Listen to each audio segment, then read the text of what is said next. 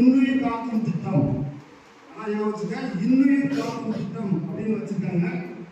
அந்த இன்னுயிர் காக்கும் திட்டத்துல 48 மணி நேரத்துக்கு பிரைவேட் ஹாஸ்பிட்டல்ல கம்பல்சரி அவங்க ட்ரீட்மெண்ட் கொடுக்கலாம். விபத்துக்கு மட்டும் ஒரு விபத்து நடந்தா நியர்பை ஹாஸ்பிட்டல் என்ன இருக்கோ அதுக்குன்னு சில ஹாஸ்பிட்டல் ஃபெசிலிட்டிஸ் இருக்குது. அவங்க மட்டும்தான் அந்த திட்டத்தில் இணைந்திருக்காங்க.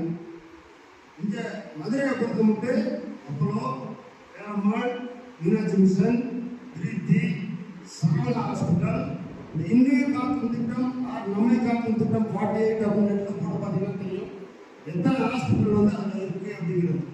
ஏன்னா நம்ம என்ன பண்றோம், ஆக்சிடென்ட் ஆகல முன்னாடி ஏற்றி முதல் எங்க வருது, ஜிஹெச்சுக்கு தான் வரும். ஜிஹெச்சுக்கு வரும்போது என்ன ஆகும், ஒரு சிலது அதிகப்படியான ரத்தப்போக்கு கோமரேஜன் காரணமாக போயிடும். சப்போஸ் அந்த இடத்துக்கு பக்கத்துல ஒரு பெரிய ஹாஸ்பிட்டல் இருக்குன்னா 2 lakhs கவரேஜ் கவர்மெண்ட் வந்து 2 லட்சம் ரூபாய் கொடுத்துருக்காங்க. 48 மணி நேரத்துக்கு ஃப்ரீ ஆஃப் காஸ்ட்ல வந்து அவங்க ட்ரீட்மெண்ட் கொடுத்துருவாங்க.